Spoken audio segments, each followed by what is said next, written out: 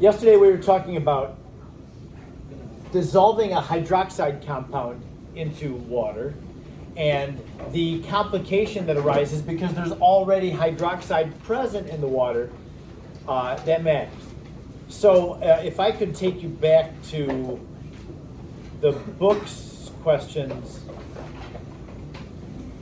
When we look at, this is just a part of one page of the exercises in the book. Number 31, 32, find the solubility of those two hydroxides. 33 and 34, find the solubility of those two hydroxides. I want you to notice something about this, and maybe we'll take a look at this after we've gone through this exercise. 31 and 32, those two have a pretty small, I shouldn't say small, a small power on the 10. They have a bigger K value, KSP, than these two. These KSPs are really small. That matters. That's going to matter. I don't know if you've even noticed, but the exercises in the book are grouped with similar questions within the group. So 31 and 32 are similar to each other, then 33 and 34 are similar to each other. It has to do with the size of the K value in this case. So I'll take you back to number 33. What's the solubility of aluminum hydroxide? I know that we went through this yesterday.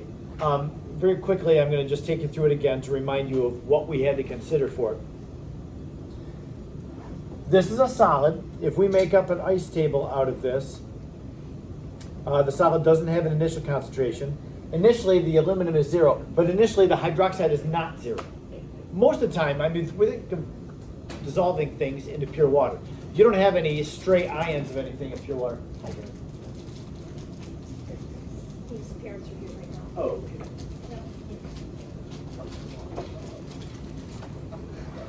So the hydroxide concentration is not 0, it's 1 times 10 to the negative 7. On the change line, really what that means is the aluminum hydroxide is trying to dissolve into an environment where there's already some of its product. It's going to dissolve into hydroxide. So in the change, the aluminum hydroxide is going to dissolve some because the aluminum right now is 0. We can't end with it being 0. So something has to happen. It has to go to the right some amount so that it produces some aluminum. Then I'm going to say that the hydroxide goes up by 3x, 3 times as much as the aluminum is. So at equilibrium, that's x, and that's 1 times 10 to the negative 7 plus 3x. Now, we decided yesterday, if we set up the K expression, KSP equals 2 times 10 to the negative 32nd, and that's equal to the products over the reactants, but there's no gas or aqueous reactants, so it's just x times, see you tomorrow, 1 times 10 to the negative 7th plus 3x of that whole quantity cubed. And our decision was, let's just not do this. We'd have a fourth power polynomial trying to find the roots of it. 3 of the 4 would be impossible or bogus. So yeah, let's not even bother with that. Let's see if we can just make an approximation so that we don't have to do this. And we can, it turns out, make an approximation. We can estimate what that x value is going to be with an estimation. And if we can determine which is bigger, the initial concentration of hydroxide or this change in the hydroxide from the dissolving of that, whichever one is smaller, we'll just neglect. We'll pretend it's not even there. So how do we come up with an approximation for how much hydroxide we are going to make? Well, we did this yesterday. If you remember doing these slides where we were estimating, you had the K and you estimated what the solubility was by looking at how many ions are produced and then taking that root of the K. So manganese sulfide gives off 2 ions, so take the square root of 10 to the negative 13th, that would be 10 to the negative 6.5. This gives off 3 ions, take the third root of that, which would be about 10 to the negative 5th. So 10 to the negative 5th is bigger than 10 to the negative 6.5, so that one is more soluble. That's how we estimate the solubility. Just take whatever root of the KSP value. So the same thing can be done here. Let's estimate the solubility of aluminum hydroxide by the aluminum hydroxide gives off 4 ions, 1 aluminum, 3 hydroxides. So take the fourth root of this K. The fourth root would be, I'm going to use a different color. The 3x would be about 10 to the negative 8th power. It would be times 3. So it's going to be 3 times 10 to the negative 8. And that's smaller than 10 to the negative 7th.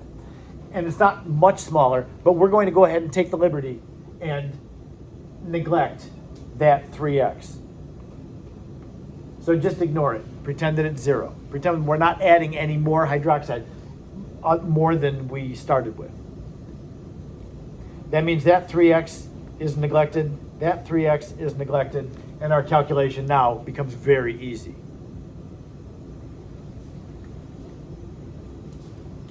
So that's what we have to do with hydroxides. You have to remember, hydroxides do not start at 0, they start at 10 to the negative 7th, so we'll just have to consider that.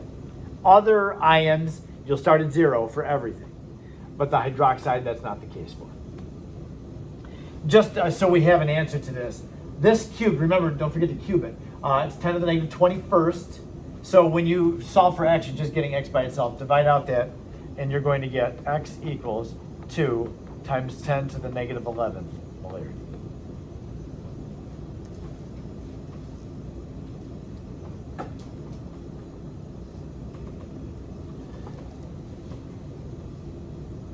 So that's what we do with the problems that have hydroxide in them. There is another one. Yeah, this one is very similar. In fact, this is the next one in the exercise, is number 34. 33 we just did, find the solubility of aluminum hydroxide, there's the K value. Number 34, calculate the molar solubility of cobalt hydroxide, there's the K value. So it's the same, really the same problem with a different hydroxide in there. The cobalt hydroxide is going to dissolve. We'll make an ice table. Initially, cobalt ion is 0, but initially hydroxide is not. So we expect it to proceed to the right, a small amount. It's going to go down by x and up by x and up by 3x. So that at equilibrium, that doesn't have a concentration, that's x, and that's... Okay, so once again, we don't want this. I don't want 10 to the negative 7th and 3x both in the same number. So which one of these can be neglected? Whichever one is smaller. Estimate the value of x by taking, this gives off 4 ions as well. So the fourth root of this thing will be around 10 to the negative 11th power. So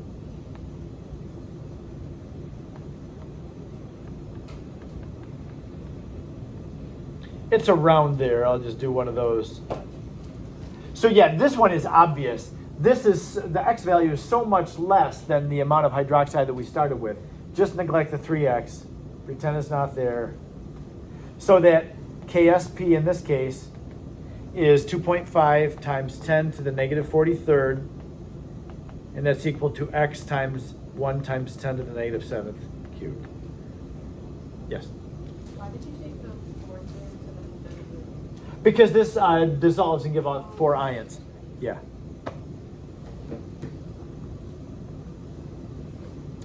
So just so we have it, answer here would be x equals, that, don't forget to cube that. It's 10 to the negative 43rd minus, divided by 10 to the negative 21st, so you subtract the exponents. 2.5 times 10 to the negative 22. A very small concentration.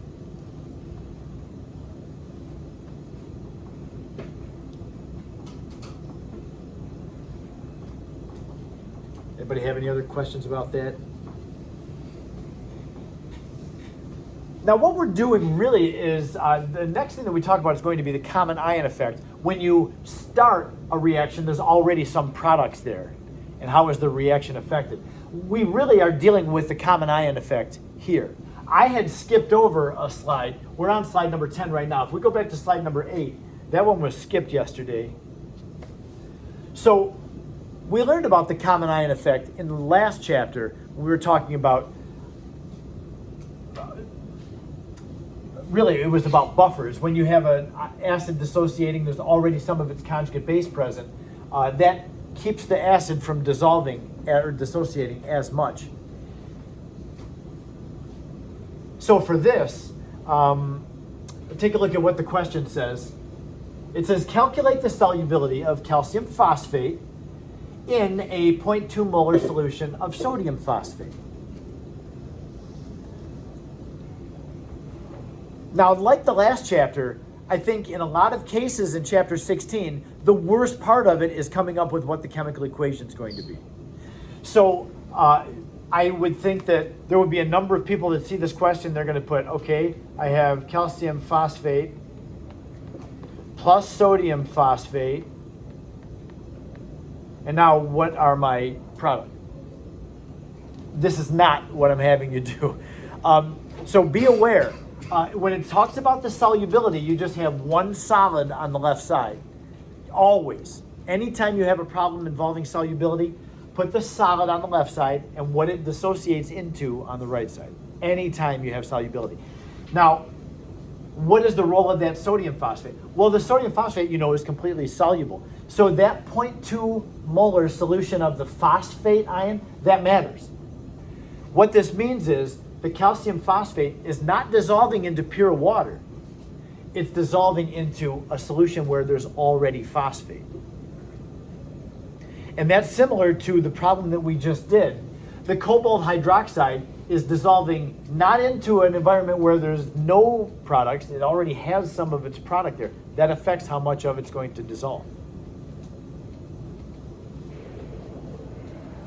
So what I wrote up here is not correct. The cobalt phosphate and the sodium phosphate are not reacting with each other. It's just that the phosphate is present there while the cobalt phosphate is trying to dissolve. Now, Le Chatelier's principle says that when you have extra product there, that pushes the reaction back the other way. Now, in this case, the reaction does have to go to the right because I have 0 calcium. But the presence of that phosphate already there inhibits how much it goes to the right. It goes to the right less than it would have. If I had 0 and 0, it would have gone much farther to the right. And we're going to see that. So let's just estimate, what would the solubility of calcium phosphate be if we were just dissolving it into pure water? The solubility we would expect would be, notice how calcium phosphate gives off 5 ions, 3 CAs and 2 PO4s, so there's 5 ions. So if we take the 5th root of 10 to the negative 32nd, that'll approximately give us the solubility. So the approximate solubility is the 5th root of 10 to the negative 32nd. It's about 10 to the negative 6th power. I write that up here for us to compare. When we get an answer to this, you're going to see that because of the phosphate being there already, it's a lot different from 10 to the negative 6th. This presence of one of the products really changes the dissolution of it. Okay, well, let's go at it. That's minus x, that's plus 3x because you have 3 calciums, and then plus 2x of the phosphate. At equilibrium, that doesn't have a concentration, that's 3x, and that's 0.2 plus 2x. Now, can one of these be neglected? What do you know about the size of x? It's very small. X is going to be really small. So this plus 2x, we don't need it. That'll make it nice. All right, so the KSP now is going to be 1.3 times 10 to the negative 32nd.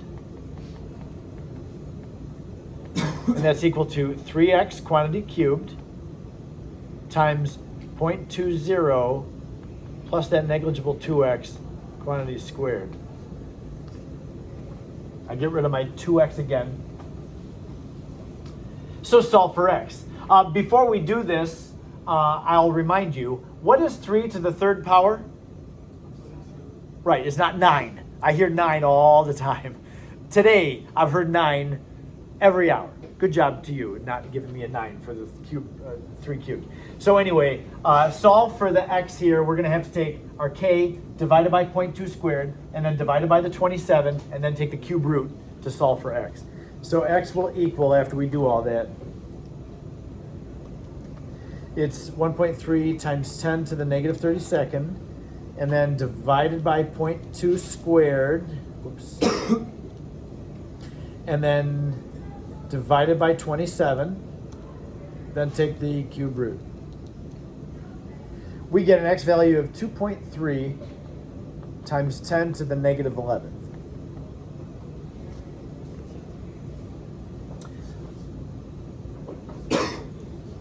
So the point of doing this one was to illustrate the common ion effect. If I were to dissolve calcium phosphate just into pure water, the solubility would have been around 10 to the negative 6th. That answer would have been 10 to the negative 6th. However, because there's one of the products there, it doesn't go as much to the right, and therefore the solubility is only 10 to the negative 11. So it has changed the solubility by 100,000, a factor of 100,000. It's 100,000 times less soluble because we have phosphate there. That's what the common ion effect does. When you have one of your products already there, it does not go as far, it doesn't make as much product.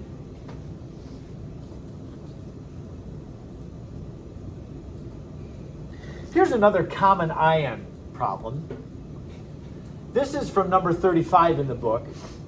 What's the solubility of iron 3 hydroxide if it's in a solution that's buffered at a pH of 5? Now, try not to be intimidated by that word buffered. We are pretty good at buffers.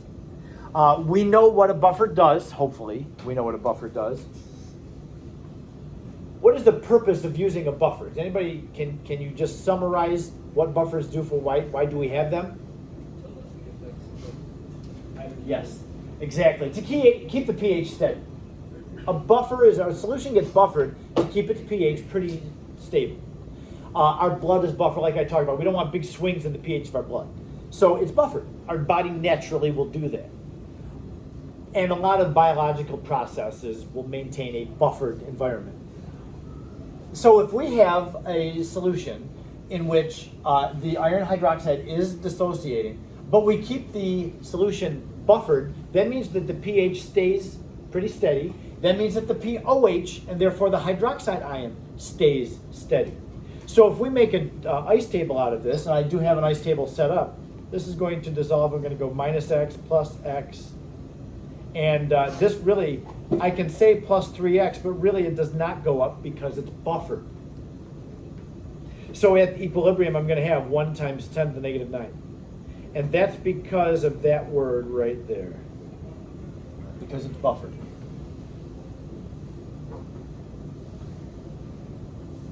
If it didn't say it was buffered, if the problem just said in a solution that starts with a pH of 5, then I would have had to add the 3x to it. But since it was buffered, I know that the hydroxide concentration is going to be stable.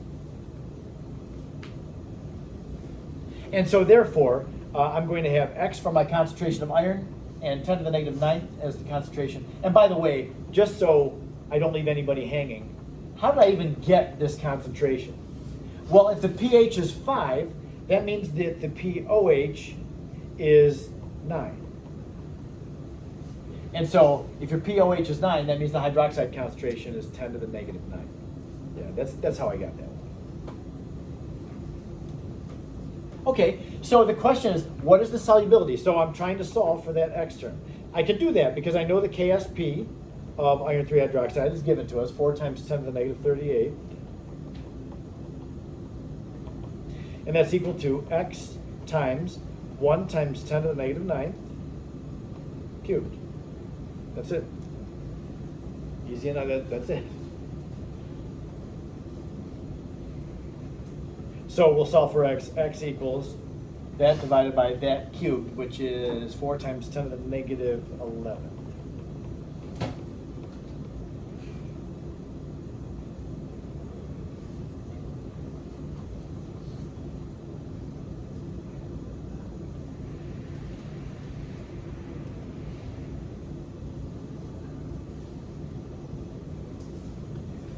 We're now going to go on to a different topic in the chapter. So far, we've spent 2 whole days looking at dissolving a solid into either water or a solution that already has one of the products. But it's all been about what is the solubility of this solid? How much of this solid will dissolve? Okay, here's a new solid. How much of that solid will dissolve? That's all we've been doing so far. The next thing that we're going to do is we're going to turn around the story now. We're going to take ions in solution, we're going to expose them to each other and ask the question, do these ions form a solid? Are these ions concentrated enough to make a solid? So far we've started with a solid is put into water, how much of it dissolves? The next part is, we have ions in water, are they concentrated enough to produce a solid? So it goes the other way. And I'll take you to, we're going to use kind of a case study, number 49 in the book. So I'm just moving right through the homework exercises. By the end of today, you should be able to do into the 50s for the homework exercises. And that'll be quite a number of them. And my goodness, I really do recommend, I know that you're numb to me saying this, but like in the last chapter, it is very helpful for you to start the exercises. The earlier the better. I do want to honor that wellness weekend. I hope that you take it at least 3 of the 4 days and do nothing. You might have enough to think about to work on a little schoolwork, but do try to make it a wellness weekend. So I just talked to Mr. Heffel about this briefly, but I'm pretty sure we are even going to move everything back by a day. I do need one more lecture day, and he does too. So I'm unofficially, but I do expect this to happen. When we get back after the long weekend next week, that Wednesday, instead of doing a lab, we'll do one more lecture day, and then Thursday we'll do a lab, and Friday will be the quiz, which is nice because that pushes the test back from Monday to Tuesday. So yeah, expect that. But you can really help yourself out by starting the problems early, because for almost all these, I'm just walking through them with you. There haven't been very many, if any, that I've said, hey, just try this. See if you can do this. And even for the rest of this hour and into tomorrow, it's going to be me taking you through the problems until the end of the hour tomorrow. So let's take a look. Will a precipitate form? So we're not starting with any solid, we're just starting with dissolved things.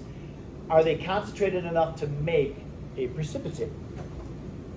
Will a precipitate form when 100 ml of 4 times 10 to the negative 4 molar magnesium nitrate, when that's added to 100 ml of 2 times 10 to the negative 4th molar sodium hydroxide?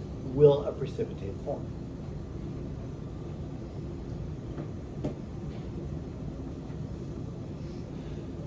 I have a 3-step procedure for us to follow and do.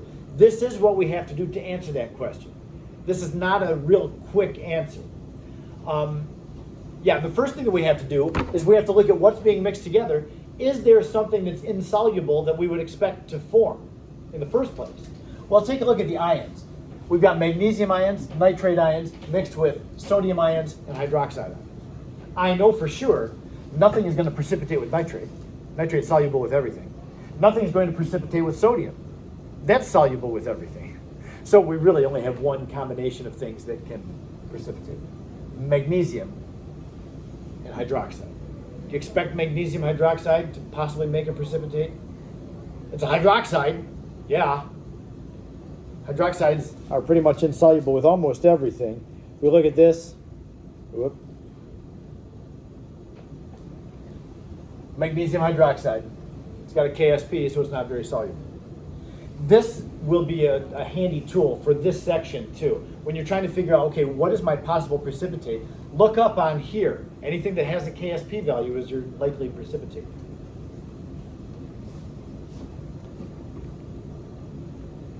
Okay.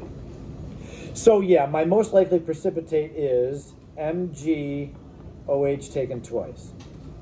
That's what I'm going to be looking for. Now,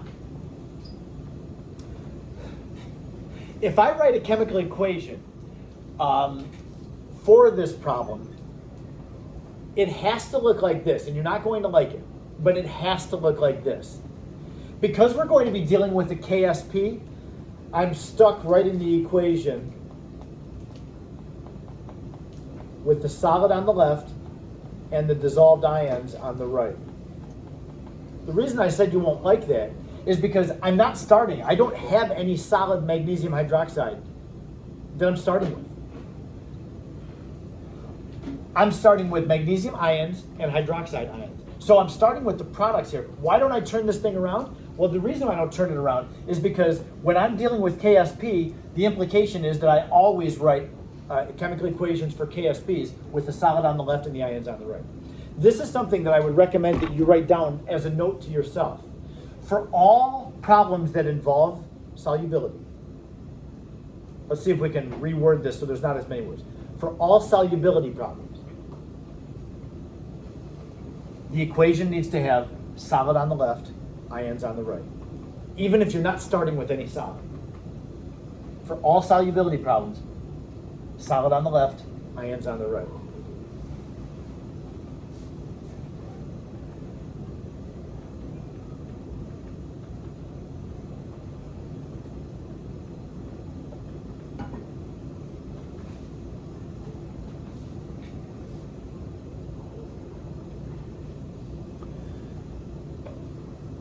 Now, if you have looked down here, you see that we're going to be using this concept of Q. I'll get to that in a minute, but we do have to use the Q expression to be able to answer this question, will a precipitate form? I'll get to that in a moment, though. Let's do number 2. We do have to look at what are the new concentrations. We have combined 2 separate solutions. We combined a solution of magnesium nitrate, and we've added to it a solution of sodium hydroxide. So all of these dissolved ions are now contained in a bigger volume. Each of them went from 100 to 200 ml.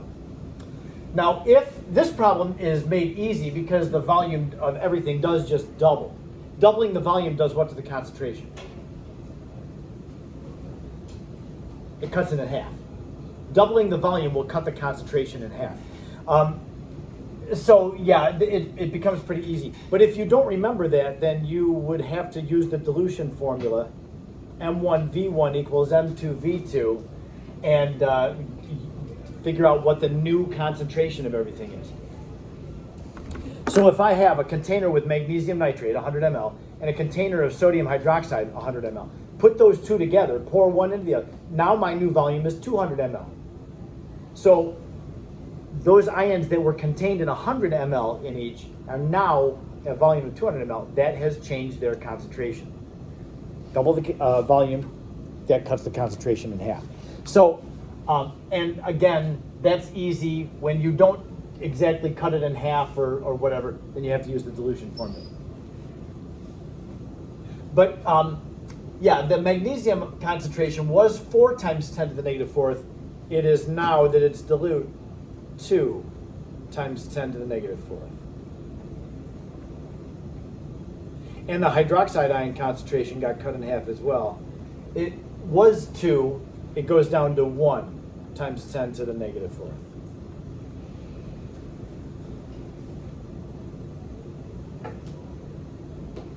So with these concentrations, we're now going to assume, I don't need to make an ice table out of this, but I am going to at least write the concentration. So considering this, the magnesium concentration 2 times 10 to the negative 4th molarity, and the hydroxide 1 times 10 to the negative 4th. The question is, when I combine those two solutions together, will this reaction, will the products be concentrated enough to go that way? There is an equilibrium constant for this thing. I have to look it up. Magnesium hydroxide's equilibrium constant is 8.9 times 10 to the negative 12. We'll write that down. KSP is 8.9 times 10 to the negative 12 for MgOH taken twice. So what we do is we calculate the Q value. Remember, Q is calculated the same way that K is calculated. It just can be calculated at any point, not necessarily at equilibrium. So the Q here is magnesium, which, well, I'll just write it out first. Magnesium ion concentration times the hydroxide squared. Now put the numbers in. 2 times 10 to the negative 4th times 1 times 10 to the negative 4th squared. So what do we get here? We can do this without a calculator. This is 10 to the negative 8 times 10 to the negative 4th. So Q equals 2 times 10 to the negative 12.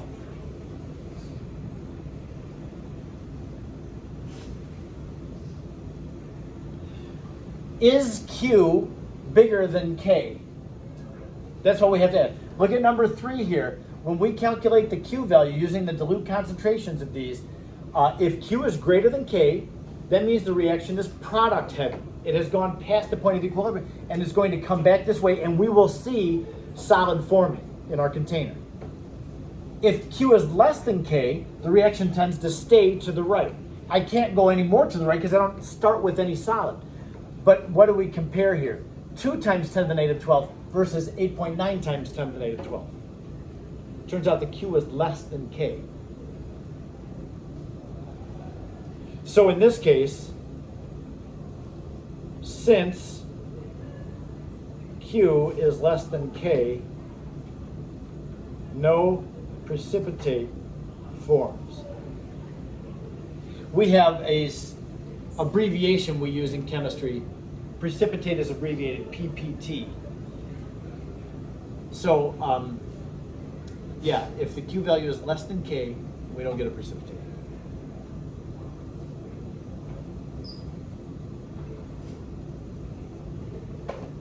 If Q were greater than K, the reaction would shift that way, and we would see in our container, the solution would go cloudy, and there would be solids that start dropping down to the bottom of the container. That would be the magnesium hydroxide precipitate. But these concentrations are not big enough to cause the reaction to go back to the left. So we have to find the Q value.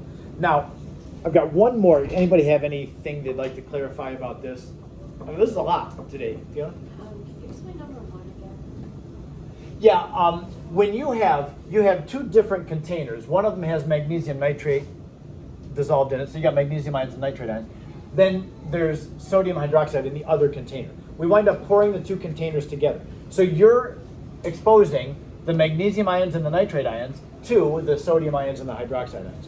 So what you have to look at is which combination of a positive ion and a negative ion could make a precipitate. Okay. And what you're looking for is which combination would be insoluble, that would have a KSP value. And so, yeah, nitrates don't precipitate anything. You don't find any nitrates on the KSPs. You don't find any sodium things on the KSPs. So it's got to be the magnesium hydroxide. Yeah. Can you repeat what you said about like the product heavy versus reactant heavy? Yes. If Q is bigger than K, remember K is the reaction's sweet spot. K is the desire of the reaction to get to these values when the products over the reactant ratio is equal to K. That's what the reaction desires. These concentrations are less than K. I mean, when you find the Q value, Q is this times that squared. You get a value of Q that's less than K. Q is 2 times 10 to the negative 12.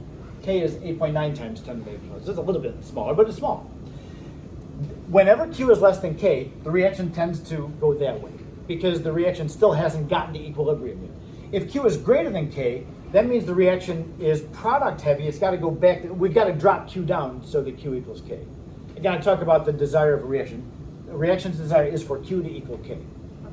So if Q is greater than K, it's got to go back that way so Q can come down and equal K. And yes, I know that Q, it comes up and then we leave it and we forget about really what Q means. But yeah, Q is still products over reactants. It's calculated the same way as K is calculated. But Q gives us kind of a status on how far the reaction has gone.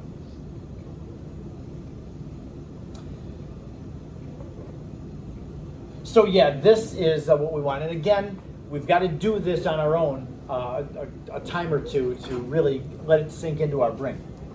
Now, with just a few minutes left, I'm going to go through one more example with you.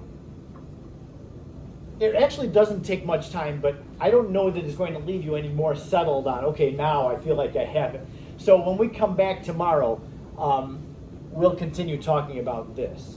Like, does a precipitate get made and so on. So this is from number 56. You see, we're just keep moving through the exercises. The KSP of aluminum hydroxide is that. We've dealt with that compound already today. At what pH will a 0.2 molar aluminum solution begin to show precipitation? So again, we're not starting with any solid aluminum hydroxide trying to dissolve. We're starting with the ions in solution, and at what concentration does the reaction go to the left and actually make the solid? So it's the reverse of what we were doing before. Now it asks about a pH, right? But really what it's asking us to do is figure out what the concentration of hydroxide is, because when you find the concentration of hydroxide, you can determine the pH. That's what it's asking us to do. They're trying to keep it interesting and not make every problem the same way, look the same. So anyway, what we have to do is we have to say, okay, well, we need the reaction to go that way, is really what it's saying. The reaction has to have a Q greater than K. So the reaction goes to the left. The concentration of aluminum is fixed. It's 0.2 molarity. So this is 0.2. We know that. The question is, what does the hydroxide ion have to be in order so that when you find Q, that times that cubed, you get Q greater than K? So I'm just going to say question mark here. So you know that Q is the aluminum ion concentration times the hydroxide ion concentration cubed. That has to be greater than K. Now we know K already. We know that value. This is the one thing that we don't know. So solve for it. 0.2 times hydroxide ion concentration cubed is greater than 2 times 10 to the negative 32nd. So we can calculate the hydroxide concentration. And that would be 2 times 10 to the negative 32nd divided by 0.2 equals, and then take the cube root. We get a hydroxide ion concentration of 4.8 times 10 to the negative 11.